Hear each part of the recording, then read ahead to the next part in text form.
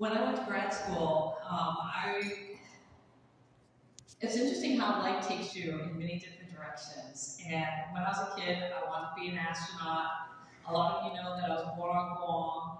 I was born on Guam because my dad worked at the NASA tracking station during the Apollo missions. And I was born 8.5 months after Neil Armstrong took those famous first steps. So I consider myself a moon celebration baby.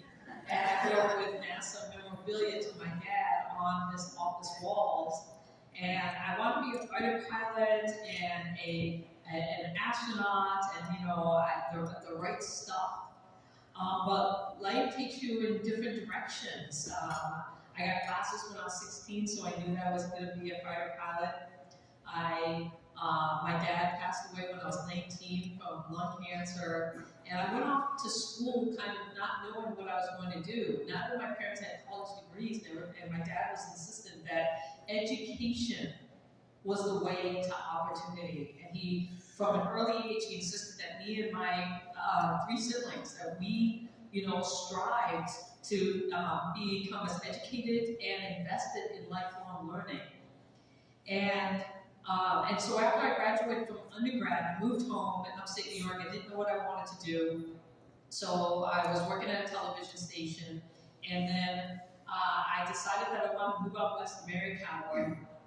So I applied to grad school, and I got accepted at Arizona State University.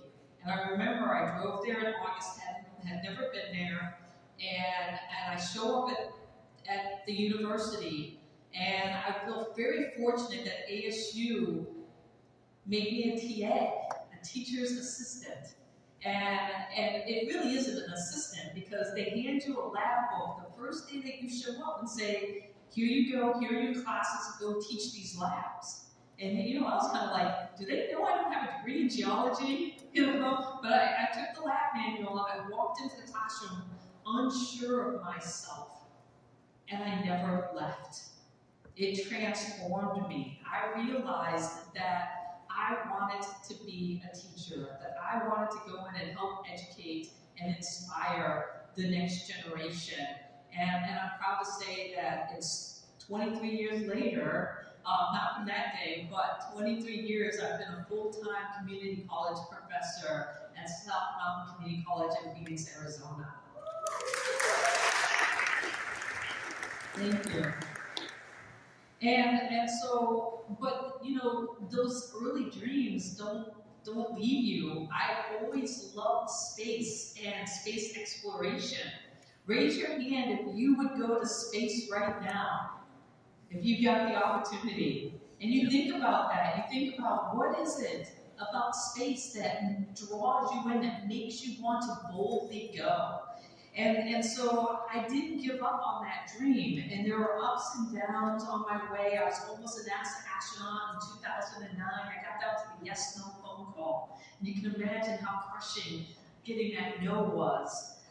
But then I pivoted and I became an analog astronaut living in moon and Mars simulations and thinking, okay, if I can't advance human spaceflight up there, I'll help advance it down here on Earth and use that to inspire the next generation. And then one day, your phone starts blowing up as people say, you can win a contest to space. We got to the point where we, humanity, America, we were giving away contests to space. And I looked up this thing called Inspiration 4, and I was like, wow, okay, there are 2 ways to win. You could donate to St. Jude Children's Research Hospital and win the generosity seat, and I thought, oh, that's easy, I can do that, I'll put in.